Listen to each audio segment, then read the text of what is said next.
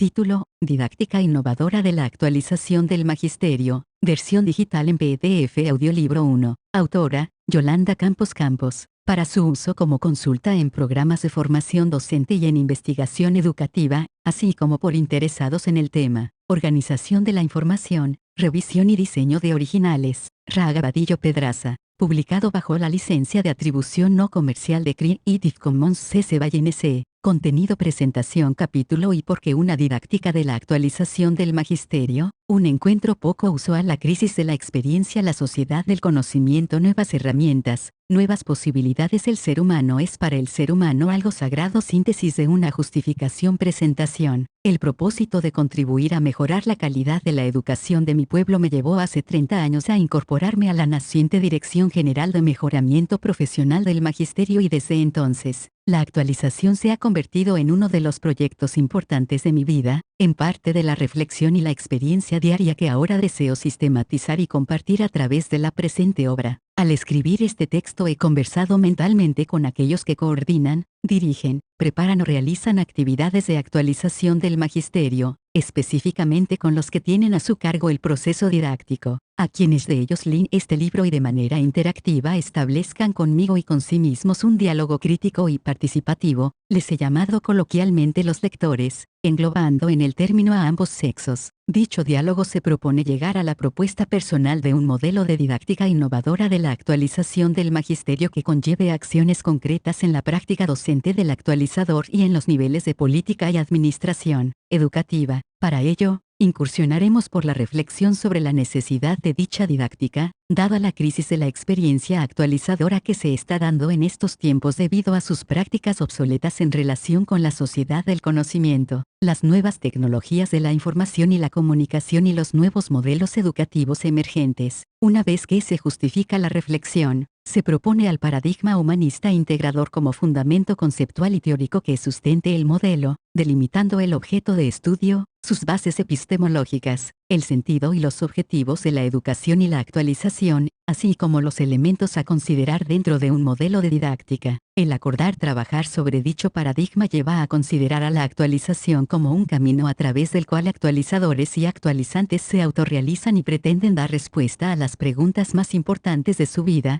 ¿quién soy? ¿Quiénes son los demás? ¿Cómo es el universo? Teniendo en cuenta los supuestos de la educación normalista y los pilares de la UNESCO que llevan a proponer una actualización que permita el aprender a ser, a convivir, a conocer, a aprender y a hacer. Cada una de las cuestiones anteriores da la pauta a un capítulo y se ven complementadas con el análisis del papel del material didáctico, de la tecnología y la evaluación, para arribar con un apartado sobre actualización para todo el magisterio y para toda la vida que resume los modelos y propuestas de políticas actualizadoras para concluir con un cuadro que resume la propuesta. Durante este recorrido, se parte de una lectura introductoria que da pie a la reflexión general sobre el contenido de cada capítulo. La mayor parte de los subcapítulos inicia con una experiencia personal de quien escribe relacionada con el tema, para de ahí plantear preguntas generadoras que dan pauta para el análisis teórico, en el que se hace la recapitulación de diversas corrientes, para concluir con una propuesta que queda abierta para que el lector la reformule y elabore la propia. De ser así, al término de la lectura de la obra, se contaría con tantas propuestas y proyectos como lectores y se estaría formando una red de conocimiento sobre la didáctica de la actualización que permanentemente podría recuperar experiencias y análisis para afinar el modelo cada vez con mayor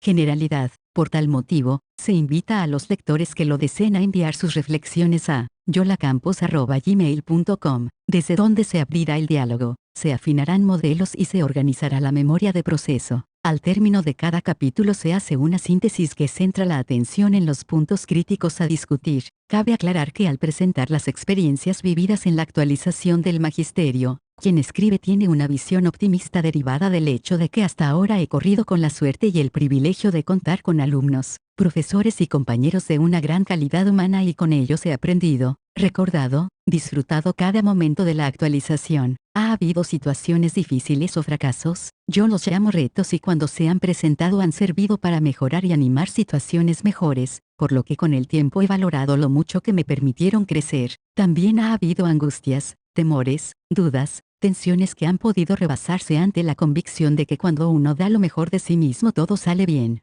Lo más importante es que junto con todo ello, han destacado los sueños, el compartir esperanzas, conocimientos y el deseo de ver la sonrisa en los labios de los estudiantes de educación básica y normal. Sobra decir que la presente obra se considera inacabada, por un lado, porque al lector le corresponde complementarla, por otro, porque lo innovador conlleva la continua actualización de los contenidos, metodologías y tecnologías y, por último, porque la experiencia continuará como parte de un proyecto de vida que motive momentos gratos de existencia al compartir con actualizadores y actualizantes la sonrisa en el rostro y la fuerza en el corazón. Aprovecho para agradecer a mi hija, a mis hijos, a mi esposo y a mi familia su comprensión al compartir el tiempo que podría dedicarles a ellos, con el que ofrezco a la actualización del magisterio. Agradezco a mis compañeras, compañeros, amigas y amigos del Centro de Actualización del Magisterio en el Distrito Federal la oportunidad de compartir el escenario en el que se vivieron la mayor parte de las experiencias que aquí se relatan. Asimismo, desde estas líneas envío mi cordial agradecimiento al magisterio que ha participado en los cursos y eventos de actualización que he impartido a nivel nacional y cuyo recuerdo y entusiasmo me anima a seguir en la búsqueda por llevarles mejores propuestas. Vaya un agradecimiento sincero a la profesora Blanca Margarita Chávez de la Benemérita Escuela Nacional de Maestros, ya que, en nuestras conversaciones sobre el tema, obtuve la orientación metodológica de este libro. También agradezco la publicación de la obra original a la Dirección General de Educación Normal y Actualización del Magisterio en el Distrito Federal, y agradezco infinitamente a la vida la oportunidad de vivirla y de permitirme que la actualización del magisterio forme parte de mi proyecto vital. Yolanda Campos Campos, agosto de 2001.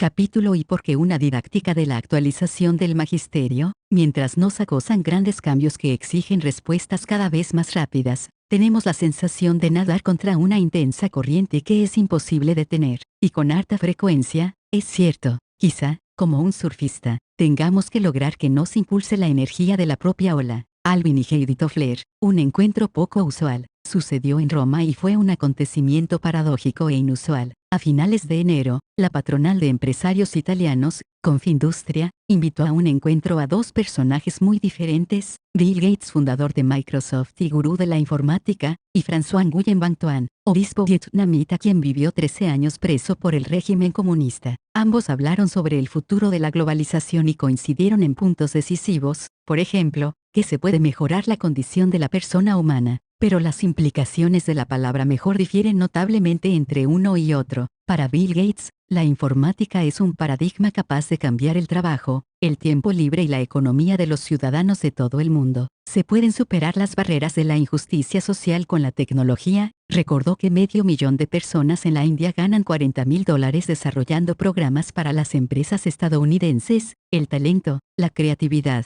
la educación harán posible muchas mejoras. Para Monseñor Nguyen Van Thuan, el problema no está en cómo será el trabajo del futuro, sino cómo serán los hombres y las mujeres sobre y para los que queremos construir ese futuro. No habla de oídas, fue carpintero, artesano, campesino y profesor de idiomas de sus carceleros. El paradigma del ser humano tiene que ser el del mismo ser humano, su persona, su dignidad. No puede ser el homo faber que produce y consume cada vez más. El trabajo no es un fin en sí mismo. La producción material no puede ser infinita. No podemos continuar así sin preocuparnos quién fabrica los productos que llegan a precio bajo. Es necesario cambiar completamente la cultura, volver a poner a la persona como sujeto de la economía y del trabajo. Ambos representan dos formas de ver la vida, en pocas frases reflejan actitudes muy distintas. No son contrarios, no se trata de una lucha maniquea, similar a la que enfrentaban antes liberales y conservadores o izquierdas y derechas. No parten de premisas políticas o económicas diferentes, más bien coinciden, solo varía, ni más ni menos, el lugar que dan a la persona. Artículo circulado como correo electrónico, abril de 2001. La crisis de la experiencia que avanza hoy es un día histórico para la educación del país, enfatizaba convencido el profesor Víctor Hugo Bolaños Martínez ese 1 de marzo de 1971. El entonces Instituto Federal de Capacitación del Magisterio, IFCM, se transformaba en la Dirección General de Mejoramiento Profesional del Magisterio, DGMPM, y con ello, se daba paso al reconocimiento oficial de la importancia de la actualización en México. Mientras escuchaba al profesor Bolaños, sentía la emoción y el compromiso de pertenecer a ese grupo de maestros y maestras que se harían cargo de realizar el cambio. Pero, ¿en qué consistiría ese cambio? ¿Con cuáles antecedentes se contaba? Si bien la formación del Magisterio de Educación Básica a cargo de las escuelas normales en nuestro país tiene una historia aproximada de 150 años y la capacitación de los profesores en servicio que no cuentan con los estudios correspondientes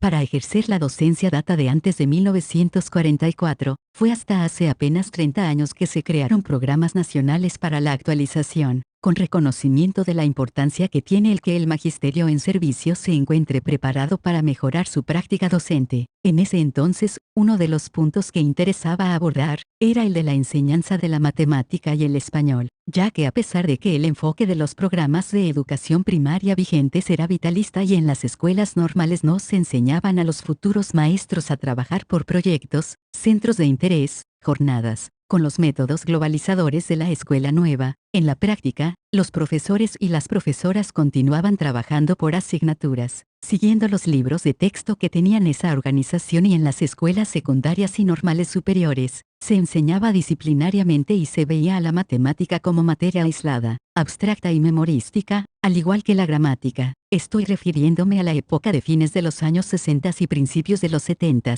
cuando se presentó una crisis en los modelos educativos de la región, América Latina, la reprobación en matemáticas, las deficiencias en la lectoescritura, el aprendizaje memorístico de las ciencias naturales y la historia contrastaban con los requerimientos de un mundo en el que se estaban dando importantes avances en la educación, la ciencia y la economía. Baste recordar que tenía muy poco tiempo de haber ocurrido el movimiento del 68 que impactó a muchos países, que se estaba gestando el posmodernismo y la entrada a la llamada tercera ola, que guerras como la de Vietnam dejaban su huella de sangre, que el llamado imperialismo yanqui y el imperialismo soviético mantenían una división profunda entre los países del primer y tercer mundo, que se encontraba en su apogeo la promesa de la justicia socialista y que el hombre había llegado a la luna, entre otras cuestiones de interés. Varios grupos de científicos como el Círculo de Viena, la Escuela de Frankfurt, entre otros, estructuralistas, funcionalistas, marxistas, por solo citar algunos, hacían evidente las crisis en los fundamentos en la ciencia originados por el advenimiento de la física cuántica, la teoría de la relatividad,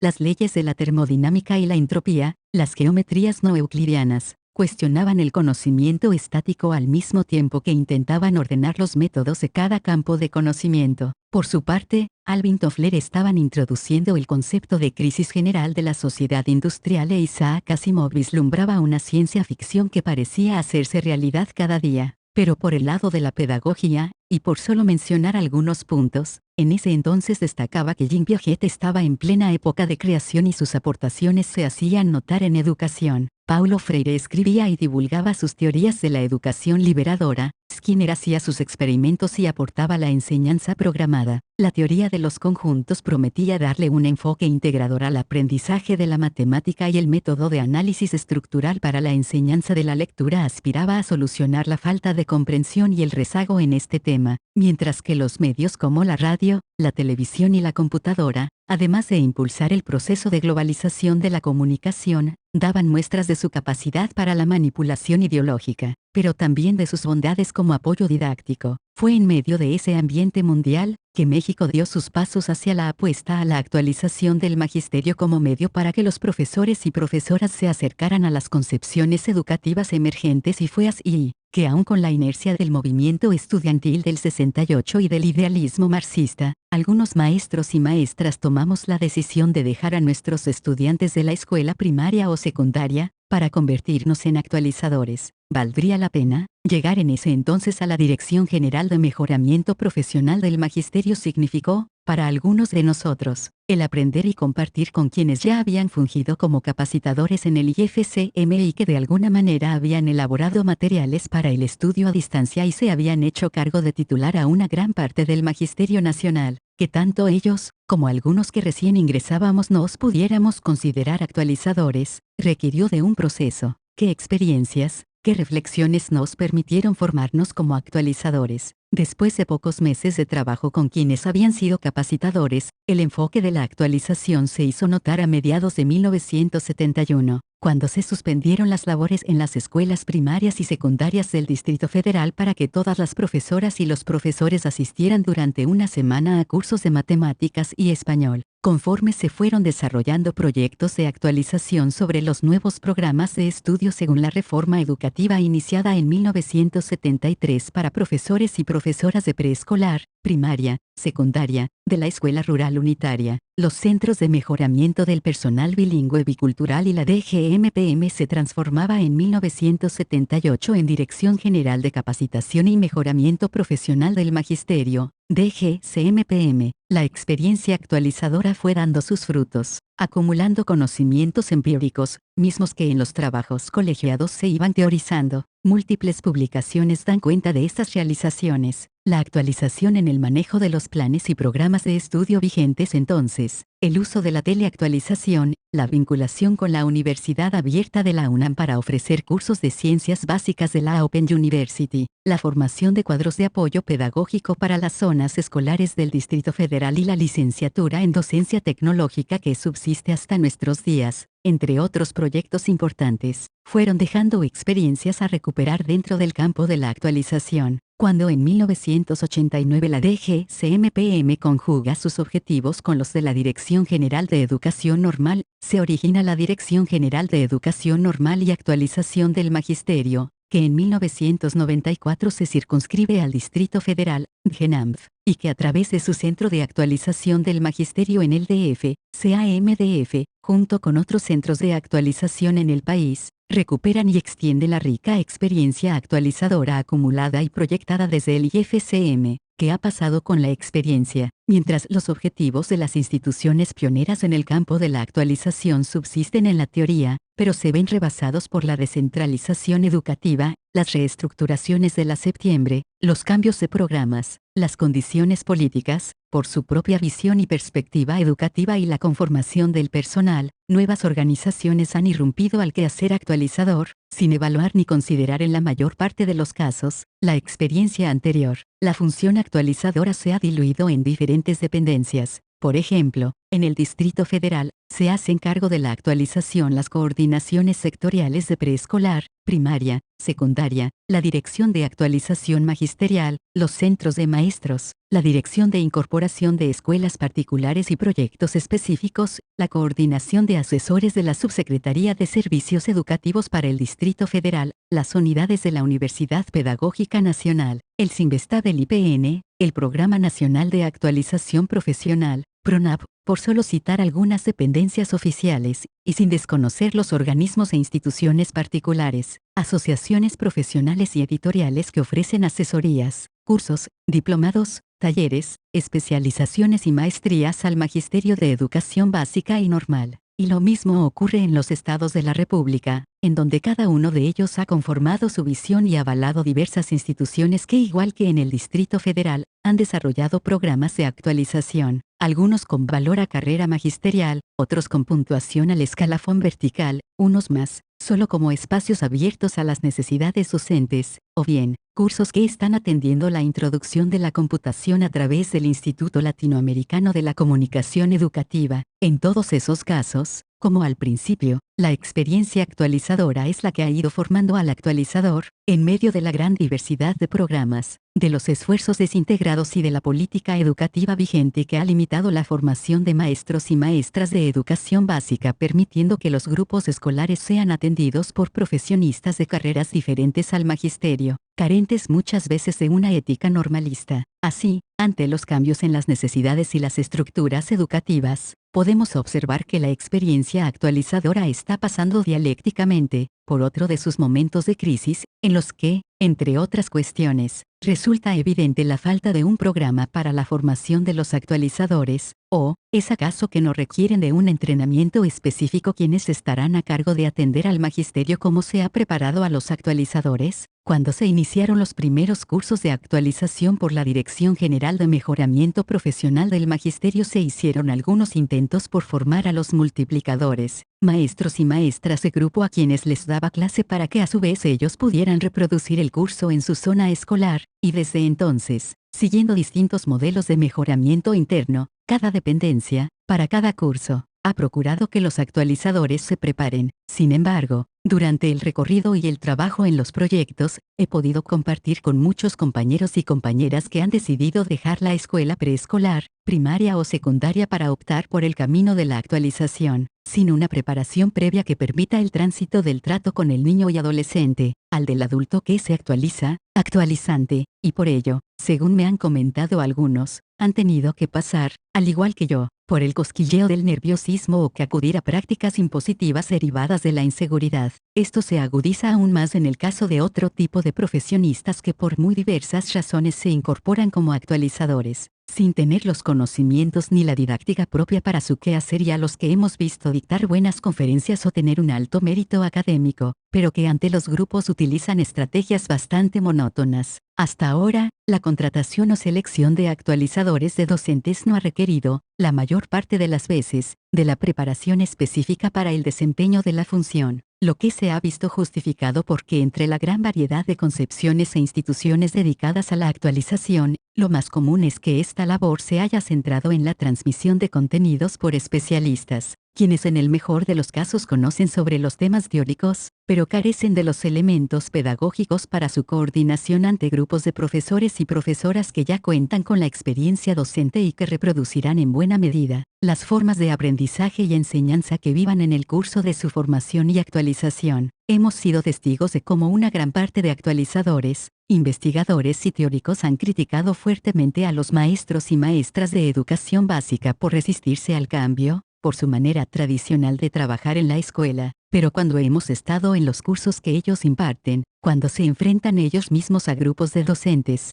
se han limitado a exponer las teorías vigentes como el constructivismo o los nuevos enfoques pedagógicos a través del verbalismo, mediante discursos de cómo debe ser y qué se debe hacer, por reportes de lecturas de comprensión de textos largos y sin significado, mostrando materiales con un grado de interacción muy baja, sin permitir la experiencia, la participación, la construcción de las nociones y habilidades y sin considerar los diversos estilos de aprendizaje y enseñanza, los que solo enuncian teóricamente. Hemos podido constatar que una buena parte de los investigadores educativos, cuando se presentan como actualizadores, carecen de la práctica docente frente a grupos de educación básica, presentando la mayor parte de las veces hipótesis o posiciones demasiado parciales y alejadas de la realidad escolar, o bien situaciones por demás ya vividas e identificadas más ampliamente por el mentor frente a grupo. Además, tienden a atender al estilo conceptual de aprendizaje, dejando de lado a quienes tienen la necesidad de vivir y construir la experiencia por sí mismos, hecho que se reproduce con los y las docentes de educación básica, sobre todo a nivel de secundaria.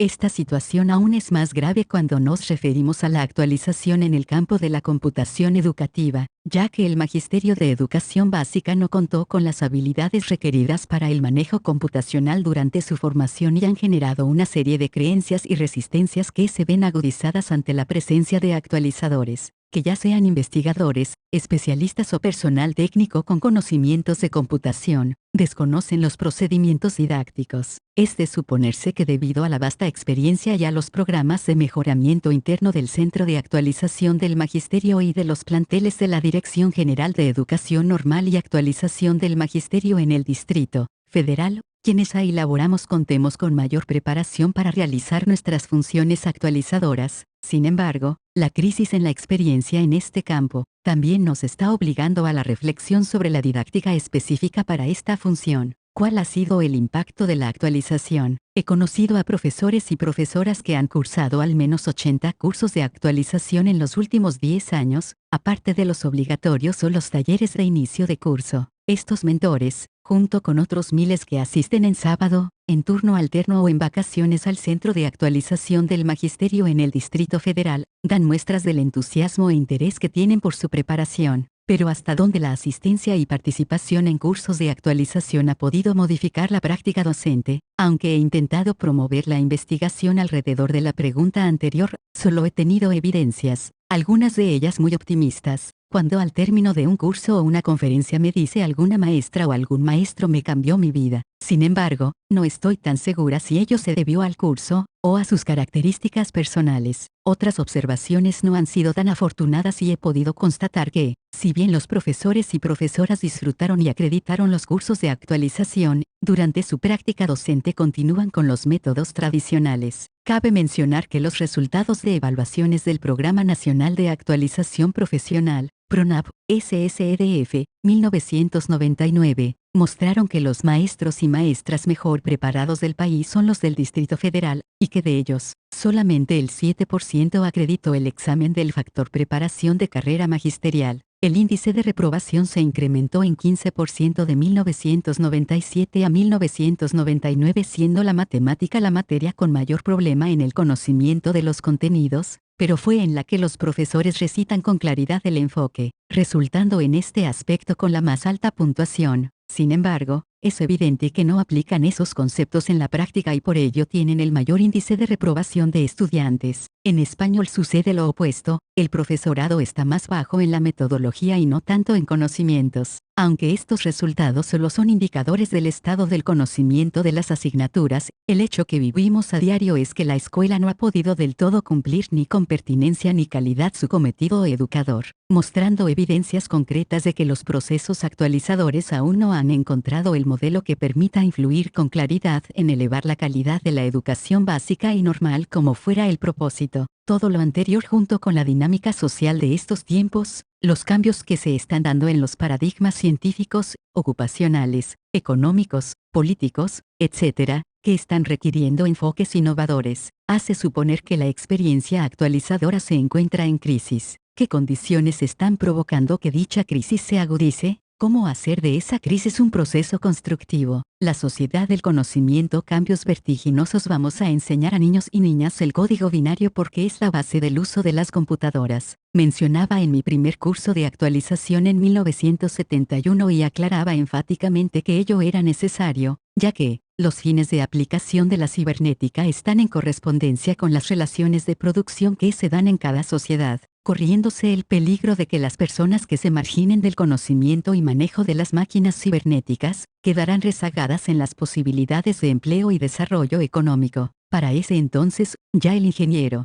Sergio Beltrán había traído la primera computadora a México, precisamente para su uso en educación, en la Universidad Nacional Autónoma de México. Mucho ha cambiado nuestro país y el mundo en estos años. ¿Cuáles de esos cambios están resultando detonadores para tornar en crítica la experiencia actualizadora? Si bien a partir de fines de la Segunda Guerra Mundial se empezó a conformar la cibernética y se dieron pasos para la automatización de procesos que llevaron a que por primera vez en 1956 en Estados Unidos se tuviera un mayor número de personal dedicado a servicios y administración que de obreros, es a fines de los 60 que se puede entender que la humanidad estaba arribando a una nueva etapa en la concepción de la economía y la cultura, choque de civilizaciones, colisión de paradigmas, contradicción entre las relaciones de producción existentes y el avance vertiginoso de los medios de producción, están caracterizando a estos tiempos en los que la era agrícola y la era industrial están dando paso a la sociedad del conocimiento en la que ya no es la tierra y la azada, ni la fábrica y la cadena de montaje,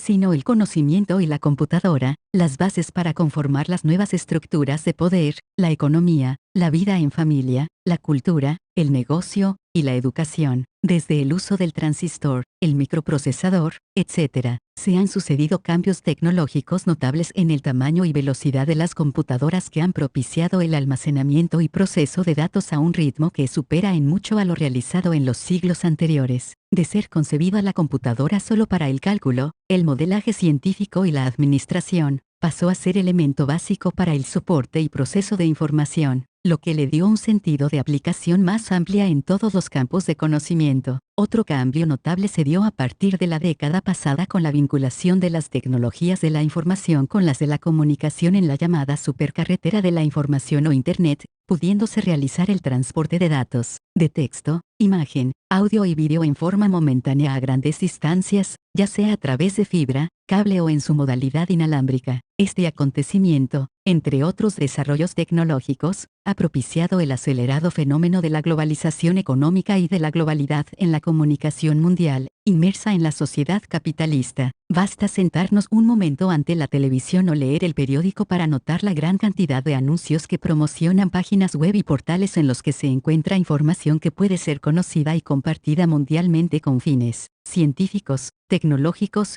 educativos, culturales o de negocios. La asistencia al banco, a la escuela superior, a la tienda, a la agencia de viajes, a la biblioteca, entre otros, se sustituye por la consulta a la web, a cualquier hora y sin importar la distancia. La participación ciudadana, la promoción del voto, el control administrativo y de pagos a los servidores públicos por medios tecnológicos. Los tratados internacionales de mercado común representan una nueva forma de intervención del gobierno en la sociedad. Salta a la vista cómo el sello de la globalización abarca distintas dimensiones, económicas, demográficas, políticas, financieras, relaciones sociales, en las que se considera el ámbito de lo público y lo privado y la reestructuración del sentido de la existencia del ser humano. Como construcciones sociales, las nuevas tecnologías de la información y la comunicación, NTIC, reflejan los aciertos y desaciertos de la sociedad, y contribuyen a superar o disminuir la importancia de las prácticas ya existentes. Concretamente, su dinamismo se deriva de la visión del espacio y el tiempo, que conectan la presencia con la ausencia,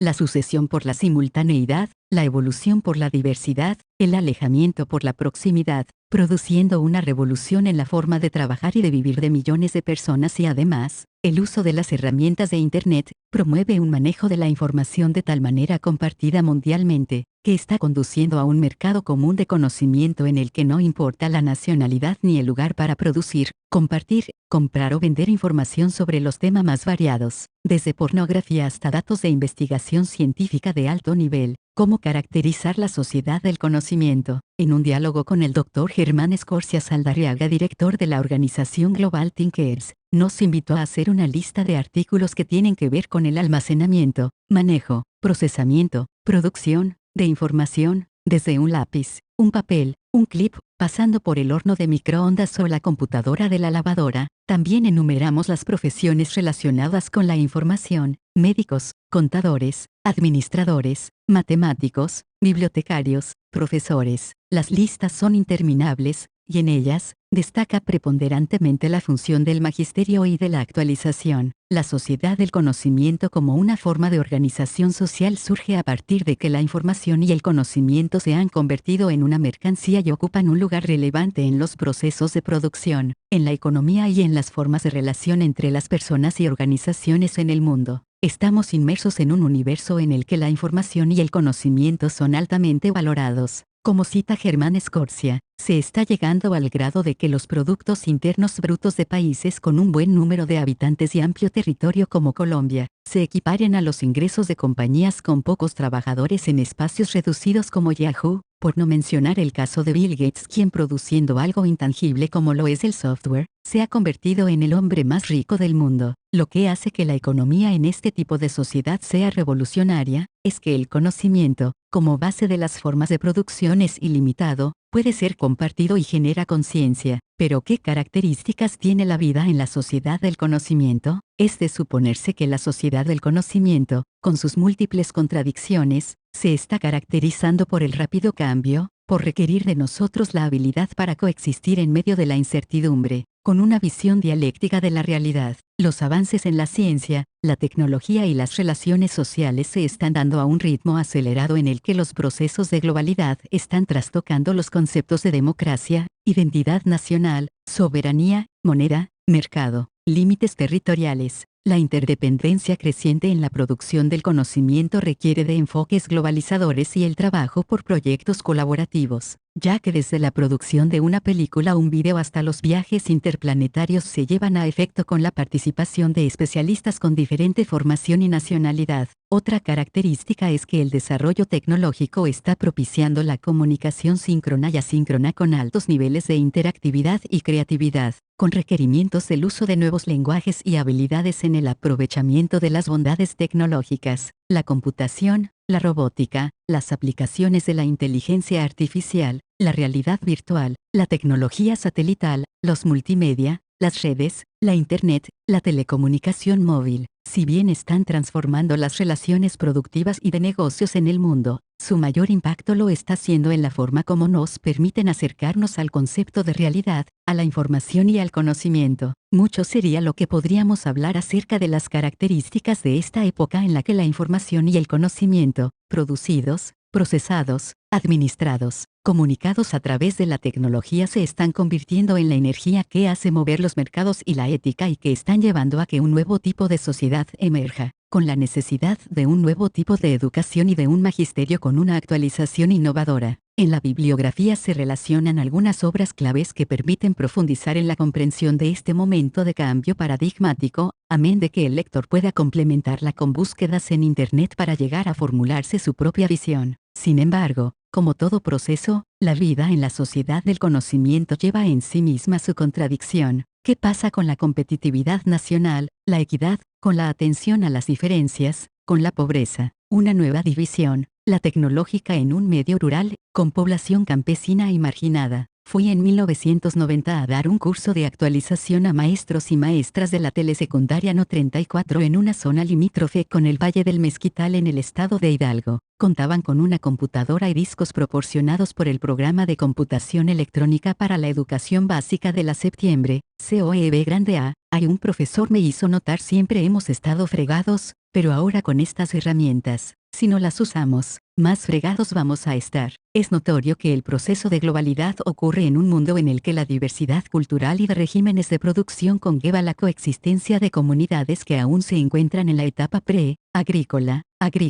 preindustrial, industrial y postindustrial en la llamada era de la información y algunas ya en la sociedad del conocimiento. Dentro de cada una de estas eras o etapas señaladas en la tercera ola de Toffler, 1996, conviven individuos de diferentes generaciones que por su edad, situación social y personal y el rol que juegan en los procesos de producción tienen distinta oportunidad de participar en los cambios que dialécticamente se van produciendo, los que, además, se van dando de manera diferenciada según los sectores sociales. Muy pocos son los grupos, autóctonos en su mayoría, en África o América que aún no advienen ni siquiera a la agricultura, pero existen. La mayor parte de la población mundial aún vive de la agricultura, no cuentan ni con electricidad, ni teléfono y menos con computadoras o internet. Otra parte de las comunidades se encuentra en plena etapa industrial, con las características que ello conlleva de ciudades mayores, transporte rápido, instrucción de masas, pero por otro, contrastando con el Valle del Mezquital, en el Silicon Valley se está concentrando la alta tecnología, el control del conocimiento y la riqueza. A pesar de lo mucho que promete la tecnología y de una caracterización en términos hipotéticos de un mundo informatizado, poco ha podido hacer la población rural, la marginada e indígena en nuestro país y de otros pueblos nativos del mundo, por salir de su estado agobiante. En esta sociedad matizada por la mediación tecnológica, los excluidos de la tecnología no se liberan de sus consecuencias y su misma situación de marginación los mantiene en un grado enorme de desinformación. Así se presentan las grandes contradicciones dialécticas, ya que la revolución de las redes que podría contribuir a la equidad de oportunidades al permitir que la riqueza no se centre en la tierra sino en el talento, al mismo tiempo, puede producir y está produciendo grandes desigualdades. La riqueza se acumula cada vez en menos manos, en los dueños de las empresas.com, mientras que los países, pueblos y personas pobres son cada vez más pobres. Quienes no manejan la tecnología se ven no solo limitados en el desarrollo de su potencial cognitivo sino en sus posibilidades comunicativas y de incorporación a un mercado laboral que cada vez requiere de mayor uso de las herramientas computacionales. Ante la globalización,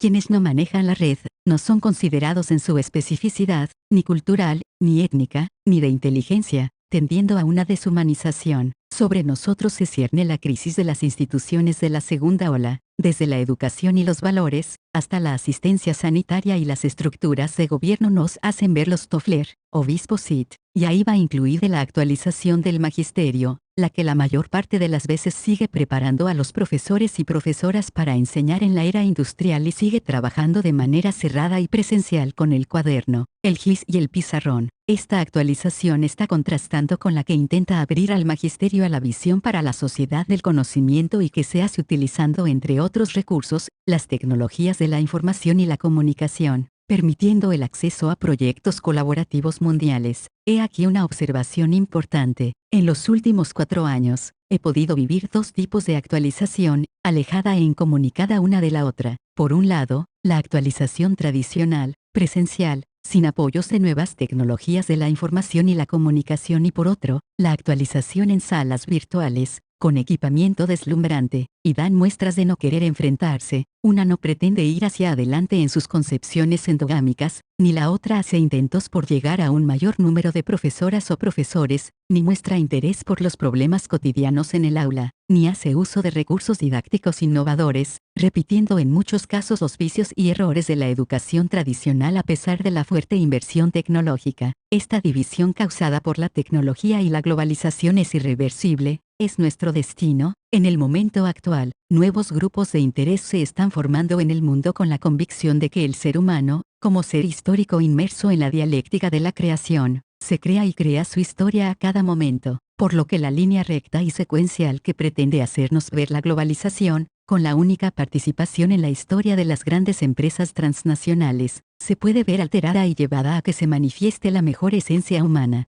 Se están dando fuertes luchas entre quienes hacen su dinero a través de vender el conocimiento a través de business, negocio electrónico, y quienes están trabajando para que el conocimiento libre conforme la conciencia colectiva mundial. Se dan contradicciones entre quienes deshumanizan el conocimiento para convertirlo en mercancía y quienes creen que la tecnología tiene su lado humano y que el producto de esta época será un ser humano superior. ¿A dónde llegaremos? Para ir abriendo el camino a una sociedad más justa, con un nivel superior de conciencia, es de suma importancia una educación que propicie una visión humanista, una conciencia histórica, así como la innovación integradora que proporcione a los individuos los sustentos para una participación consciente y transformadora. Para que esa educación se dé, la formación, capacitación, actualización y superación profesional del magisterio es fundamental. ¿Cuál es la postura del lector al respecto? Nuevas herramientas, nuevas posibilidades. El mejor material didáctico del cual disponemos para apoyar el aprendizaje de la matemática es la realidad misma, decía a los primeros grupos de maestros y maestras que actualizaba en 1971. Ahora sigo sosteniéndolo, pero ya no falta en mi clase el uso de la computadora,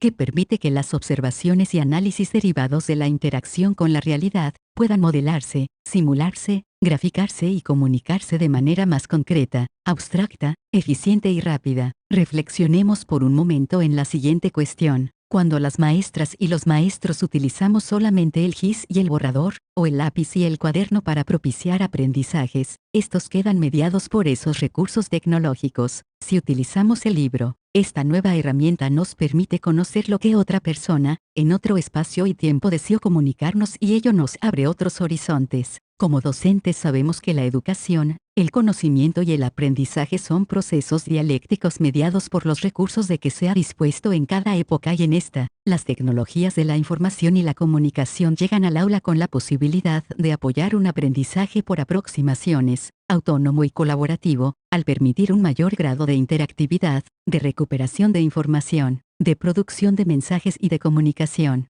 Ahora, no solo podemos leer el libro, sino también interactuar directamente con el escritor y ser leídos. Ya no solo podemos escribir de manera limitada nuestros pensamientos, sino corregirlos, avanzar en su contenido y forma y comunicarlos al mundo. Ya no solo podemos solicitar trabajos escolares para que queden guardados en el escritorio de la profesora o el profesor, o para aprobar un curso, sino hacerlos para comunicarlos, compartirlos y colaborar no solo con el grupo, no solo con la escuela o la comunidad nacional, sino para contribuir al conocimiento mundial y la conciencia universal. Además, el uso de las TICs permite el desarrollo de habilidades de pensamiento con alto grado de complejidad al aportar la posibilidad de la programación en diferentes lenguajes, del juego educativo, de la simulación de fenómenos que no podrían ser manipulados con otros recursos, del uso de herramientas de productividad como los procesadores de texto, las hojas electrónicas, las bases de datos, los editores de presentaciones, de las herramientas para estructurar modelos gráficos y simbólicos, la posibilidad de la educación sin importar la distancia,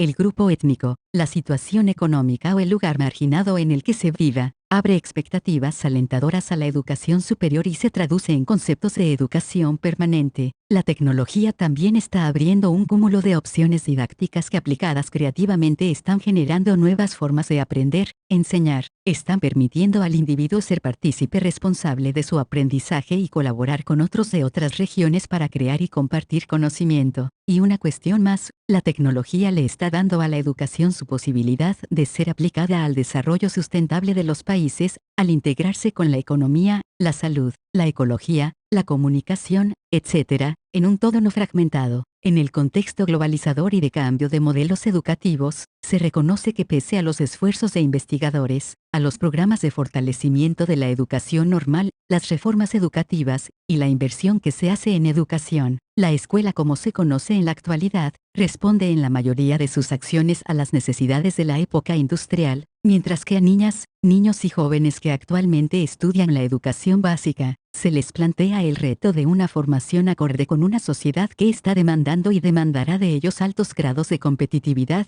de mega habilidades y de una sólida formación en valores, con una elevada conciencia social que les haga participar activamente en el logro de la equidad, la colaboración, la creatividad y la toma consciente de decisiones que transformen armónicamente las relaciones del ser humano consigo mismo, con la naturaleza y la sociedad, y todo ello, mediado por la tecnología que tendrán que utilizar como apoyo a los procesos de aprendizaje, de producción y comunicación. Es así que la experiencia actualizadora de profesores de educación básica y normal, como se ha realizado en los últimos 30 años, se encuentra en crisis, ya que ahora tiene el reto de preparar para la sociedad del conocimiento, utilizando los recursos que esta etapa de la humanidad plantea, junto con el de proponer soluciones innovadoras, sobre todo ahora que se está dando un fuerte impulso económico a la capacitación y actualización a través del e-learning con modelos de educación a distancia y virtual con un amplio uso tecnológico. ¿Podría el lector enumerar algunas ventajas y desventajas del uso de las nuevas tecnologías de la información y la comunicación, NTIC, en educación y aventurarse a postular un punto de vista personal respecto a la conveniencia o no de su empleo? Seguramente al continuar con la reflexión surgirá otra cuestión de interés: ¿solo es el aspecto tecnológico el que puede favorecer una actualización innovadora del magisterio? ¿Qué hay del ser humano? El ser humano es para el ser humano algo sagrado, si bien la sociedad del conocimiento, las NTIC, la globalización, las situaciones financieras y sociales le están dando un cambio a la forma de vida de estos días. También están participando corrientes que nos hacen ver al ser humano como un ser natural, heredero de la gran potencialidad de crear, de transformar, de autorrealizarse. Los enfoques humanistas, Gardner, 1996, datan desde Sócrates, que señalaba que quien sepa lo que es bueno, también hará el bien y conócete a ti mismo. Para Platón era muy importante el desarrollo de la razón que conducía a la sabiduría, la voluntad que llevaba al valor y el deseo que tenía que moderarse, y por su parte, Aristóteles sienta las bases de la psicología en su Tratado del Alma. Destacan los helénicos que vivieron la globalización con las conquistas de Alejandro Magno, que llevó a una sociedad universal en la que la cultura, la ciencia y la lengua griega jugaron un papel dominante. Conforme las ciudades se fueron asimilando a lo global, se dieron mezclas de religiones, aparecieron otras, y la gente tenía dudas e inseguridad ante las visiones y conceptos de la vida, surgiendo la necesidad de posiciones humanistas que intentaran buscar la manera más digna y mejor de vivir y de morir, es decir, surgió la ética. Como Heráclito, los estoicos opinaban que todos los seres humanos formaban parte de una misma razón universal. Pensaban que cada ser humano es como un mundo en miniatura, un microcosmos reflejo del macrocosmos, y desde entonces, Plotino, los neoplatónicos, los místicos tanto orientales como occidentales, el humanismo renacentista que volvió a colocar al hombre en el centro, pasando por importantes filósofos y educadores, han propuesto los enfoques humanistas. Actualmente en la posmodernidad, se da una mezcolanza de religiones, filosofías y ciencias como base para nuevas ofertas de mercado de las grandes ideas de la vida. Entre esas apuestas filosóficas, la rica historia de la filosofía occidental se conjuga con las corrientes orientales y se toman los elementos de la ciencia contemporánea como la física cuántica, la teoría de la relatividad, la neurociencia, la genética, la teoría de la información, para sugerir la presencia de una colisión de paradigmas en la forma de captar el universo, la vida y la humanidad. En dicha colisión destacó las visiones holísticas como la medicina cuerpo-mente y la llamada cuarta fuerza de la psicología o psicología transpersonal, según la cual el ser humano tiene una tendencia natural hacia la unidad, hacia la totalidad que le permite trascender sus dimensiones para llegar a ser. Este tipo de posiciones ha dado prioridad a los enfoques humanistas que, a manera de Séneca, consideran que el ser humano es para el ser humano algo sagrado, por lo que en unidad con el universo tiende a su evolución y realización. El desarrollo de la tecnología, el conocimiento científico, el arte, la educación, etc., se ven mediados por los enfoques humanistas que impactan todos los campos, especialmente en la actualización del magisterio, al proponer enfoques centrados en el ser humano que participa en la actualización y la revalorización de los fines, las potencialidades, la selección de elementos críticos de atención y los contenidos, los métodos, los recursos, el desarrollo y gestión de proyectos de innovación, etc. Pido la venia del lector para apoyar la propuesta didáctica en el enfoque humanista integrador que revisaremos en el apartado siguiente. Síntesis de una justificación. La propuesta de elaborar una didáctica innovadora de la actualización del magisterio, según lo abordado anteriormente, se justifica por la crisis en la experiencia educativa y actualizadora ante los cambios generados por el advenimiento de nuevos paradigmas científicos y de participación social, por las formas emergentes de energía, instrumentos y relaciones de producción propias de la sociedad del conocimiento, por la presencia de una nueva división provocada por la globalización económica y el uso de las nuevas tecnologías de información y comunicación, las que en contraste brindan nuevas oportunidades para el aprendizaje, el desarrollo cognitivo y de habilidades, de comunicación, etc., así como por las concepciones holísticas y humanistas acerca del ser humano que están cuestionando los fines educativos y los procesos de actualización. Lo que continúa. En el siguiente capítulo, se abordará el planteo que pretende arribar a un modelo de didáctica innovadora de la actualización del magisterio sustentada de un enfoque humanista, integrador que dé base a la propuesta de acciones concretas para una actualización para todo el magisterio y para toda la vida. En los capítulos 3 y 4 se proponen elementos para una didáctica innovadora de la actualización del magisterio. El capítulo 5 señala que la información es un componente fundamental de la unidad del universo junto con la materia y la energía en cualesquiera de sus formas. En el capítulo 6 se argumenta que el aprendizaje se relaciona con las tomas de conciencia que el sujeto hace de la realidad, sí mismo, los otros, el universo, transformándola. El capítulo 7 considera que la enseñanza en la actualización contribuye a promover la calidad de aprendizajes y sus aplicaciones en la transformación concreta de la práctica docente. En el capítulo 8 supone que la variada gama de aplicaciones de las tecnologías de la información y la comunicación como recurso de apoyo en la actualización abre nuevas perspectivas desde el punto de vista didáctico. En el capítulo 9 la evaluación ha de permitir la toma de decisiones para regular y mejorar los procesos de actualización en todos sus momentos. En el contexto, la entrada, el proceso, los productos, el impacto y los ajustes que conlleven la continua innovación. Y en el capítulo 10 se tiene como bases que la didáctica de la actualización del magisterio cobre el sentido de innovación. Se propone la integración y el apoyo a partir de la política y la administración institucional de los ejes organizativos. Para continuar, vaya al capítulo 2 de este libro.